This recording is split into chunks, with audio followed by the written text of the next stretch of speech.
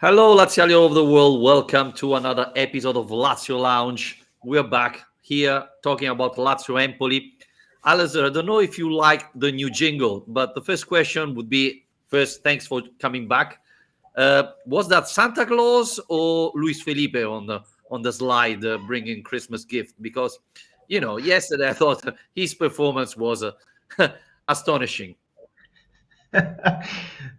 Wow, how many hours is it taking you to craft that introduction? That's has to be one of your best yet. um, yeah, I mean, wow, what a start to 2022. It's I think any hope we had of the winter break changing things and Lazio coming into the new year with new year, new me attitude is, any hopes of that happening were as hopeless as me hoping that you would come into the new year with a new attitude because listen to the last episode without me, and I think within the first minute you managed to insult me twice. So I think I have to accept that 2022 is going to be much like 2021. I don't remember. I don't remember at all about that. But if you say so, it could be. Um, I mean, Alistair, where do we start? I mean, uh, it reminds me a lot of Zemanlandia. I don't know if you remember Lazio with Zeman.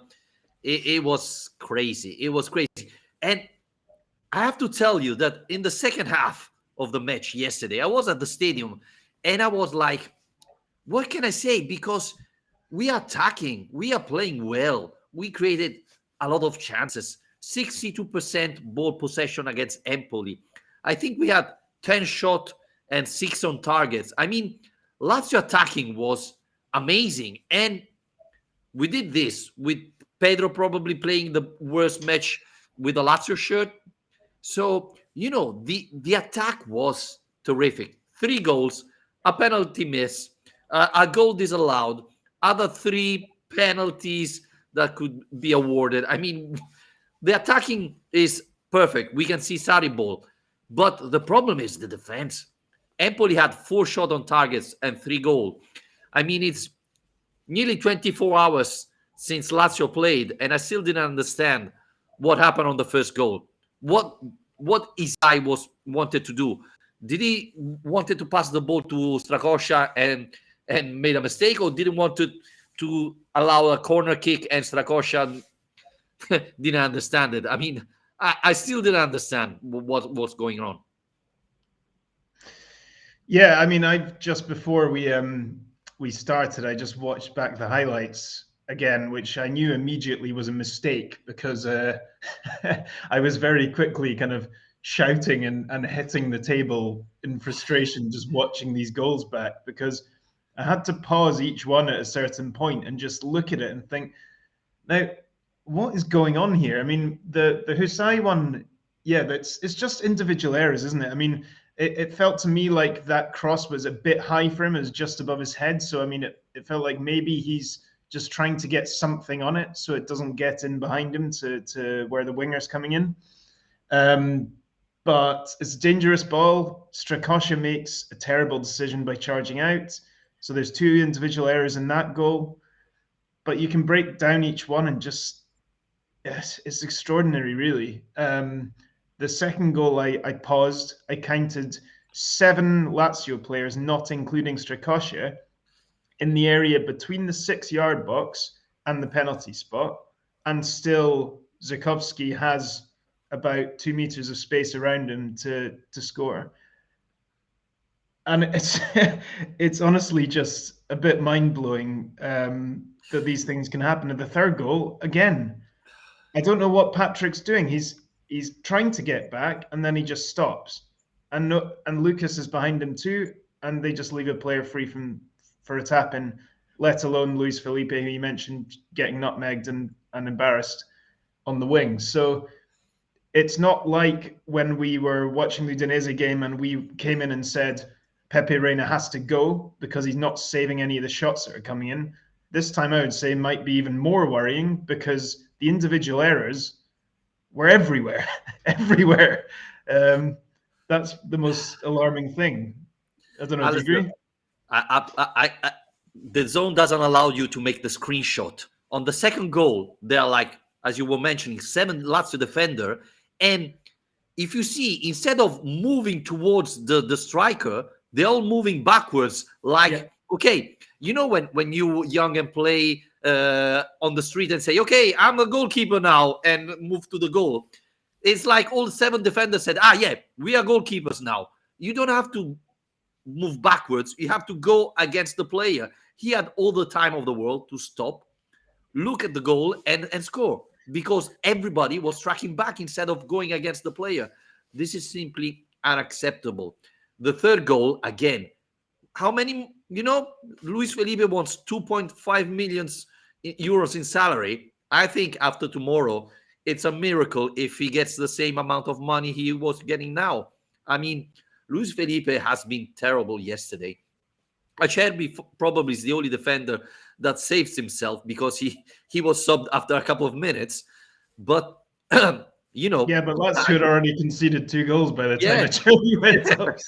Yeah, and there are rumors about Lazzari leaving, but after the performance of Marusic and Isai, are we really thinking that Lazzari is worse than this Isai? I don't think so. Honestly, I don't think so. Yeah, I mean, for me, the key problem is still the centre backs for me. I mean, I know that a lot of the kind of mercato rumors and speculation so far has been based around a left back and Ciro Immobile, which has been obviously a long running thing. But I don't understand how you can come to any other conclusion other than that we need more centre backs, because it's not even just the fact that once you get past Acerbi and Felipe, you've got Patrick. It's actually the fact that our 2 first choice centre backs both have their own issues going on, which is, in Felipe's case, which you alluded to, an expiring contract in the next few months. And no matter who you are, of course, that's going to play some sort of impact on your mental state if you don't know whether you're in or out at the end of the season. And then Acerbi's case, obviously, a section of the fan base has fallen out with him in the last month or so, which I want to ask you about, actually, as to what happened yesterday. But then on top of that, injury problems starting to flag up. He won't be available against Inter, and it's not been his best season anyway, and started to show his age a little bit. So it's not like Felipe and Acerbi, when they're fully fit, is a bulletproof partnership. Anyway, the problem is, if you look at Lazio's history of signing centre backs, it's not great, is it? I mean, Acerbi is by far the most successful one, but you go beyond that, Definitely. and the money they spent on Vavro, obviously. But, and then we've got Mauricio, Wallace, Bastos was top player, probably not a centre back, as you know. But, the history of Iglitare signing centre backs is pretty dodgy. Even last year, Musacchio coming in January. Hurt. Wesley Hurts, yeah. Milan Bishevac, Gentiletti. We can go way back. There's tons of them. And basically none of them have made an impact. So you wonder, do they need like a centre-back consultant to come in and help them decide? But that's not going to happen, because as we heard from Peruzzi recently, they wouldn't even ask Peruzzi about goalkeepers. So they're not going to ask anyone about centre-backs. Why would you ask one of the best goalkeeper in the world if he can give some advice about goalkeeping? I really don't get it, Alistair. What are you talking about? The biggest take about this match, Alistair, is at least this winter, Iglitare cannot say, "Hey, the team is so good. It's very complicated to improve it," right? Because usually at the end of the January, he says, "Well, team is so good that it's very difficult to improve it." No, this year you don't have this excuse. If you say something like that, then you're blind or you're watching other teams. The famous Ferrari quote. Yeah, absolutely. I mean, yeah, I think 2 central defenders would be the dream. Probably another left back or right back, depending on the future of Lazzari. And, we talk about the Ciro Immobile for ages, but at this point, I think it's not a priority. You need to get a central defender, a left back, maybe another central defender, and then the Ciro Immobile. Yeah, and we know we're not PSG, and you touched on as well in the last podcast the liquidity index and the problems that's causing, and the fact that Yeah. Lazio are going to have to sell before they can even think about buying. So obviously, it's this is very wishful thinking to come up with the idea of signing two first choice centre backs seems very, very unlikely for financial reasons as much as anything else. But I think we have to agree. I mean, it's the only way that the team's going to improve. If you look at the numbers and the performances this season, all these frantic performances, there's no way around it. There's absolutely no way around it. It's if you've got the third best attack in the league, which we do currently with 42 goals, but the fifth worst defense in the league, well, that's where you need to be investing. That's where you need to be improving because, like you said, Lazio, in an attacking sense, dominated the game yesterday. But if you're Yep. going to concede basically almost every time the opposition launches an attack, you're always going to find it difficult. It was the same with the Udinese game, obviously. There were lots of parallels where they scored 4 goals with 5 shots, I think it was. And yesterday, like you said, 3 goals with 4 shots. So there's not much more to really say about it. It's the big gaping hole in the team, but the track record of Lazio being good in the market in January, being good at signing centre backs, and being willing to actually spend proper money, or able to in this case, doesn't fill me with hope that that's really going to happen. I think there are more chances that I make a compliment to you than Lazio do a good winter transfer market. Yeah, well, yeah, probably, I but fear maybe even so. less. Yeah, yeah. I mean, but But can I just ask though, but before we move on the Cherby thing, because we spoke about this before, and I think we're in agreement that it was an overreaction to when he cupped his ear to the Curva after scoring a goal against Genoa just before Christmas, and then yesterday was the first home game since then. When he came off injured, you could hear the boos off the TV pretty clearly. But then there are, lots of accounts from inside the stadium that the rest of the stadium was booing the Curva's boos. So could you tell us a bit about what it was like inside the stadium? yeah, exactly. When the team was announced, Acerbi was booed by the Curva as well as the usual one we already know. And then when the match started, every time Acerbi was taking the ball, the Curva was booing. When he was subbed, he was booed. And when the rest of even the Distinti Nord where I was, we start booing the Curva Nord because at a certain point when Acerbi was subbed, he was on the bench and he stand up, and the Curva Nord was shouting to Acerbi, "Go away," etc. And the rest of the stadium booed the Curva Nord. We talked already. I think this is awful. It's a Lazio player. If until he's a Lazio player, you have to support the players, and the Curva Nord simply is not doing it. We already talked about everything about this thing. So yeah, I didn't like it, and obviously I booed the Curva Nord. And can I say something? The celebration of Simone Inzaghi coming back, this thing of Acerbi, the banner on his eye, the Curva Nord is doing a lot of things wrong this season. A lot of things wrong.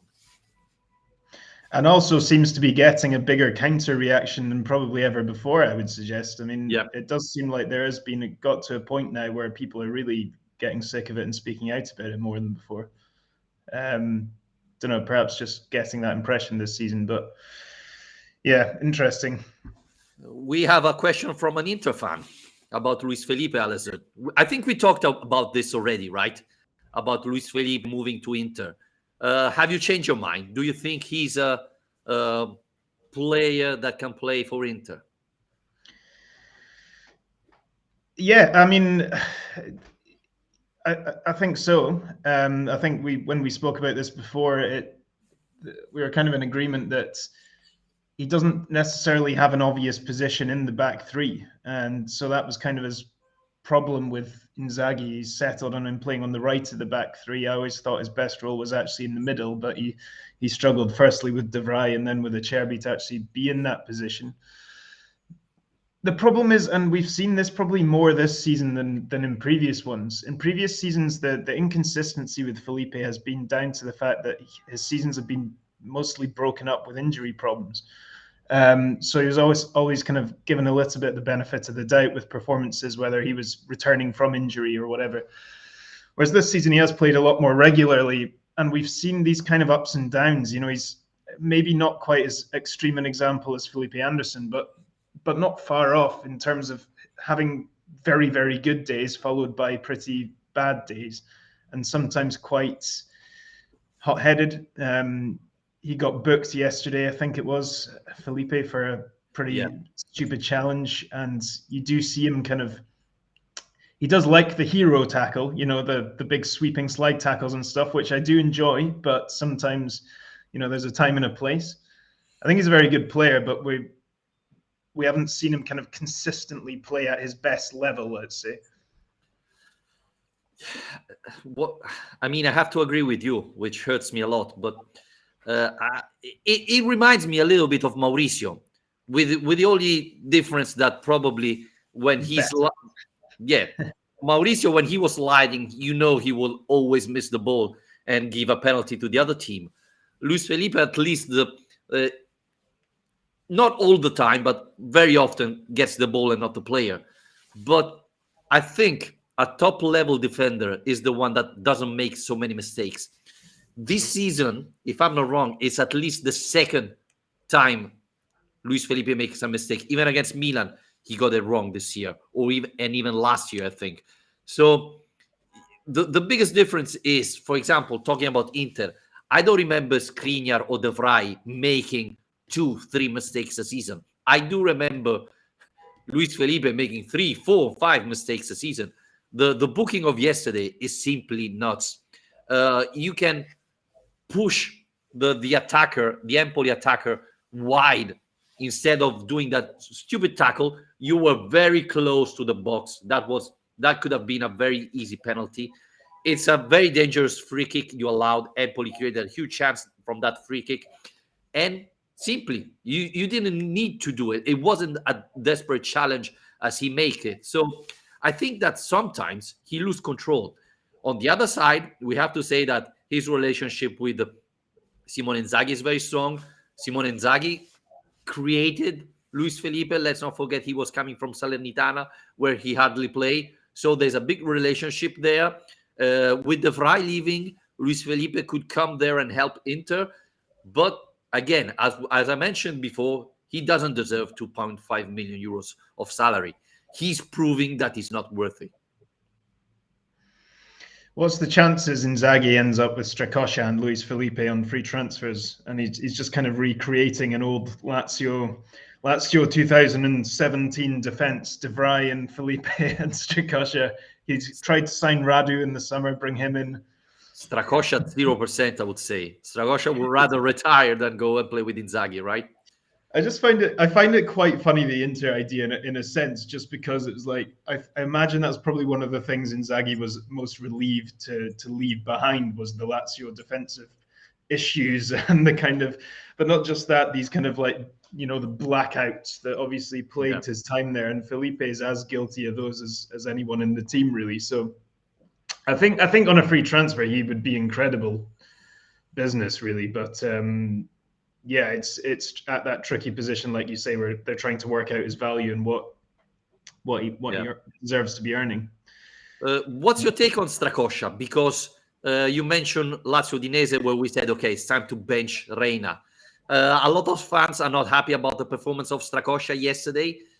Do you think it's time to bench him? No. Okay. For who? For Reina. Reina. We're back to square one. God, people have short memories if that's what people are campaigning for now. No, I mean, he made a bad mistake to concede the penalty. An error of judgment where he really, took too long to get out to that position. He should have never been really charging out to anyway. But, let's not forget the errors that Reina has made as well. And the fundamental logic that we had of preferring Strakosha to Reina was he will make you saves that make a difference in a match from time to time, whereas Reina hasn't done that. No. That logic still stands. neither of them are perfect. We know that. I think saying you prefer Strakosha to Reina isn't saying you think Strakosha is the best goalkeeper in Serie A. It just means you think he's the better option of two pretty average options. But another player whose contract's running out. And Do you think now, as things stand with Cataldi in the same situation, three of your starting 11, you don't know if they're going to be there at the end of the year. It's not ideal, really. would you try to resign them? Strakosha, Cataldi, Luis Felipe? Yeah, I think so. I guess it depends on the terms, doesn't it? I can't see Cataldi asking for a crazy amount of money. I keep Cataldi. I think he's worth having around. Felipe, I would definitely keep on the right terms again. Yeah, I mean, what's the right term for Luis Felipe? But because he's asking 2.5. Well, what's he on at the moment? He's still on less than $1 million, isn't he? Yeah, or yeah. Did it go up? No, it's still below your salary. Yeah.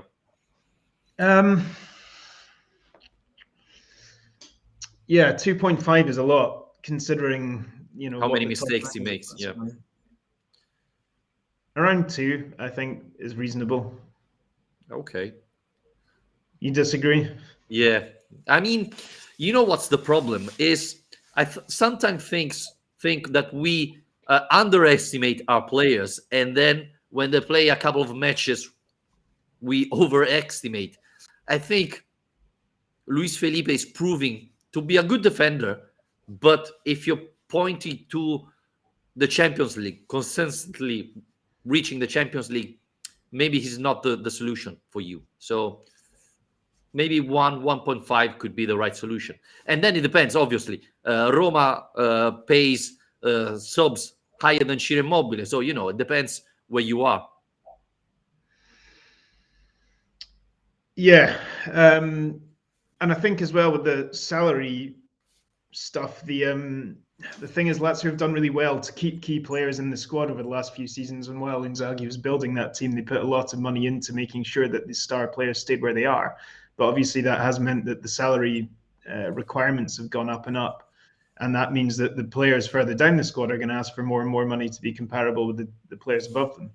So that in itself is a bit of a tricky situation. But this is the eternal problem with Lazio. They're going to have to basically find gems on the market to remain competitive at low prices. And Tari has got worse and worse at doing that, it would seem. That we've had a real hidden gem. I mean, Basic looks like he could be, even though I don't think he quite falls into that category because he has come from a top 5 league and he is, he did come for proper money. It's not like he came for absolutely nothing. 8 million euros, not that much. Come on.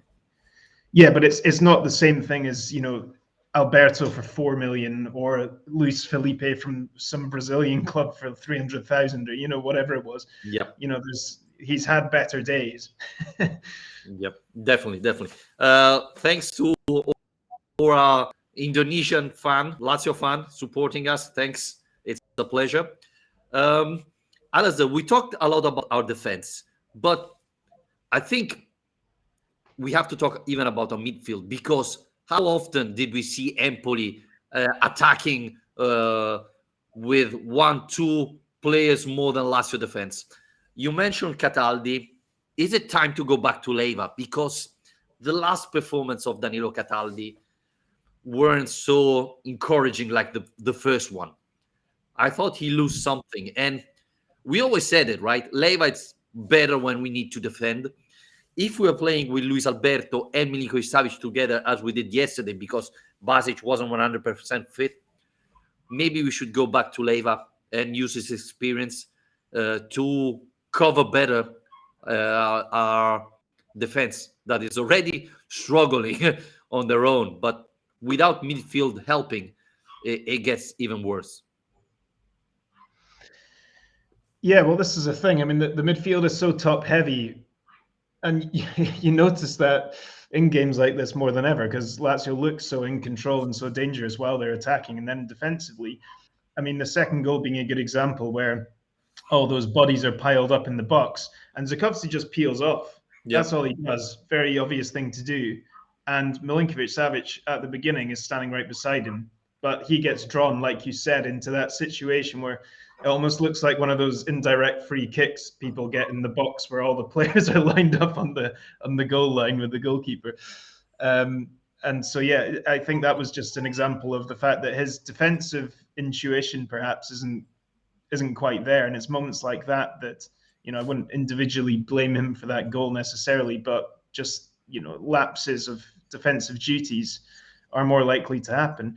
With the Cataldi Lucas thing, I think it's actually quite similar to the Strakosha Reina one, where basically I don't feel like either option is really going to give us exactly what we're looking for, which is essentially Jorginho. And they're very different players. They interpret the role very differently, but neither is quite given us a real consistency of performance in there. Alistair, you mentioned about the signing players, etc. One thing we have to say that should be different this season is, we have the index liquidity issue, but the funny thing is Lazio has money. We have the 10 million euros of Binance. We have the 25 million euros of Correa that Lazio should receive in January. So it's strange because Lazio has to sell before signing players because of the index liquidity that is the picture of the 30th of September. But this is probably the first winter where Lazio has real money to spend. So if we sell players, which is a big if, then Lazio has money to go and sign players. So even to reply to Alex Di Bacco, who's asking us thoughts on selling Luis Alberto to bring a proper defender. Well, maybe we don't need to sell Luis Alberto to do it.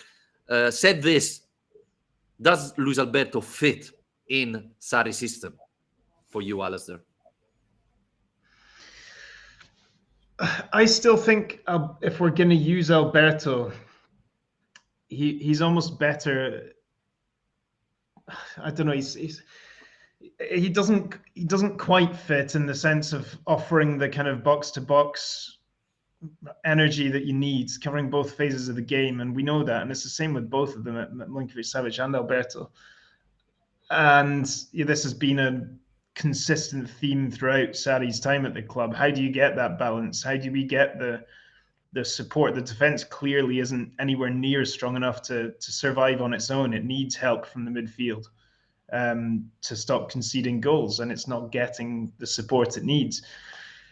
Alberto's a strange one. What would you say Alberto would get in the market? That's the thing that stops me from saying yes. I mean, if you say he's going to get, I don't know, 35, 40 million euros or something, then that's something Lazio would probably accept at this point, because in Basic, you've got someone who has stepped into that role and performed well. So it's not like you're kind of completely throwing the team under a bus, although obviously it's a big drop off in quality. But if you're talking about selling him for, I don't know, 15, 20 million, then probably not. Yeah. And it's quite hard to tell, because how many clubs are out there this winter with all the problems everyone's been facing over the last couple of years with huge amounts of money to spend, and spend immediately as well, as the other thing. Lazio probably aren't going to benefit hugely from being told, okay, we'll give you this big fee, but it's going to be paid over the next 5 years. And yeah. That's the question. I mean, English club have the money to afford Luis Alberto. I don't think Lazio will sell him for less than 25 million euros. It wouldn't make sense. So I think it's hard to sell Luis Alberto and Milinkovic-Savic now. The biggest question mark is what's going to happen this summer. We know Lazio will probably have to sell some players and buy players that are more suited to the Sarri ball. So maybe there's going to be where Luis Alberto could leave the club. Let's finish on a high note, Alistair. Milinkovic-Savic's performance yesterday. I thought we saw, especially in the second half, a great Milinkovic-Savic. Yeah, and he showed just what kind of difference he can make. I mean, at times he just looks like he's playing another game from everyone else. And actually, when he scores those goals, he makes it look so easy that you wonder, why aren't you doing that all the time? Yeah. The volley was just makes that look so easy, but coming at that height across his body at that speed, I mean, that was not an easy finish. And then obviously he becomes a kind of auxiliary striker when he's pushed up to get those headers as well. Uh, I mean, Lazio should have won this game. Let's put no doubt into that. Henderson hit the crossbar. We haven't even talked about Immobile missing his penalty and, well, having it saved, I should say. And the chances were there for Lazio to win this game, even though they conceded 3 goals. But Milinkovic-Savic, you need him in moments like that. It was good to see him step up in moments like that, and he got the assist as well, didn't he, for the Ciro header, which was another great goal. Yeah. So it is nice that we don't have to worry about the attacking side of this team because they're brilliant. They're brilliant going forward, but it's such an imbalance. You mentioned even Felipe Anderson. I thought he played well yesterday. When Zaccagni came in, he's really growing in that position. I thought Pedro was a little bit too nervous, and when Zaccagni came in, Lazio really stepped up. So you can see that we are getting better when we're attacking compared to the beginning of the season. And we have more options now, because before we relied pretty much only on those 3, Pedro, Felipe Anderson, and Immobile. Now we have Zaccagni coming in, who looks really promising. Basic, we mentioned him a lot of times in this podcast, is another good option. We are lacking a number 9, a Vice Immobile. That's the only concern we have. But I mean, we were able to win already without Ciro Immobile twice. So I think we can handle Ciro Immobile absence.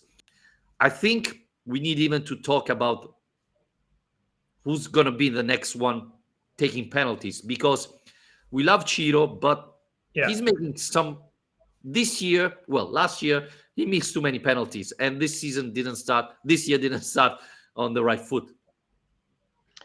Yeah, I did read about this. He's now missed in Serie A over the last 2 years. He's taken 11 penalties. Do you want to guess how many he's missed? 5. 6. He's missed 6 of 11 penalties in the last 2 years. That's astonishing, really, if you consider how prolific he was the year before that, when I think he scored something like 13 penalties. The year he equaled the goal record in Serie A. I think he scored 13 penalties. And we were saying at the time, remember, consistently, when everyone was calling him a penalty merchant and stat padding, all this kind of stuff, saying it's not, penalties don't score themselves. You need to be a good player to be that consistent from the penalty spot. And now we're seeing that, because we've obviously missed out on quite a few goals. So what, do you think he should be replaced at this point and give it to someone else? We have plenty of options. I think Luis Alberto, Milinkovic-Savic are good options. I think Felipe Anderson takes the penalty, but I'm not secure with Felipe Anderson state of mind taking a penalty. So I would avoid Felipe Anderson, but I think we have plenty of options there. So, yeah, I would think about it, honestly. The thing is, Ciro's, he always does one of 2 things. He hits it hard and low left or hard and low right, and he barely ever does, like a dink down the middle or smash it into the roof of the net. As far as I can remember, anyway, it seems like he's very, very good at that penalty, but it is kind of giving the keeper a 50-50 every time if he's never going to mix it up and go for the top corner or go for the down the middle or the cheeky dink or whatever. Yeah, can I say something? From the stadium, I thought it was a good penalty. After reviewing it, the highlights, it wasn't very hard for the keeper to save it. It wasn't very... It was hard, strong, but it wasn't very difficult for the goalkeeper. I think he saved it with the chest, not even with the hands. So this tells you that I don't know. Maybe he felt. Maybe he slid a little bit. The pitch wasn't great yesterday, honestly. You've been missing Rome for a while. Heavy rains in the last couple of weeks, and you can see that the Olimpico wasn't in great shape. I think Ciro Immobile slid 3 times in the first half, so maybe that influenced his penalty. Yeah, interesting. Well, I think that's it, probably. I can't Yeah. think of anything more to say. A Well, big game coming up, another Inzaghi reunion this weekend. yeah, yeah. Well, the only thing we should say, Alistair, is transfer window started. Escalante is gone, loan. Yeah. Alessandro Rossi, that probably a lot of people forgot about him, went on loan to Monopoly, 6 months. I don't know why.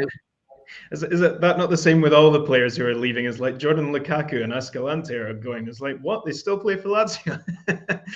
The funny thing of Alessandro Rossi is that Lazio has a recompra. So Monopoly can sign the player, but Lazio has the right to buy it back. The buyback, yeah. Which I don't understand because he's not in the list. You didn't give him a chance in the last 5 years. He's 25, turning 26. It's not that it's a youngster that still can improve. Why do you have a buyback option? I really don't get it. The other thing, Alistair, is the Lukaku you mentioned. Yesterday, the sport director of Vicenza said, well, we still didn't finalize the contract because it looks like Lukaku had a change of heart. So maybe he's staying. Maybe he's hoping that move to Newcastle will finally come through. Who knows? Maybe. I mean, these guys, I mean, you touched on it with Karsten a bit in the last one, but some of these guys, you just wonder, surely you should be forcing these moves to try and get your career going again, because you know, players like Dermisi and Lukaku, they're not terrible footballers. They deserve to have proper careers, but obviously it's not happening with Lazio. This always happens with Lazio. Always happens. And the problem, Alistair, is that you have to sell one, not send them on loan. Otherwise, you won't be able to sign players. So this is the thing Lazio have to try to do. Yeah, exactly. But it seems like loans are what's going to happen, to be honest. Yeah. It's the only way you can convince people. There's not a lot of money around, so this is going to be very complicated. But maybe you can talk about this another time, Alistair. Thanks again for joining me. Is good, I would say. Well, I cannot say bad to have you back in Rome. And thank you. Yeah, you're welcome. Inter Lazio's coming shortly, so we're gonna be back after the second Inzaghi reunion. Goodbye, everybody. Cheers.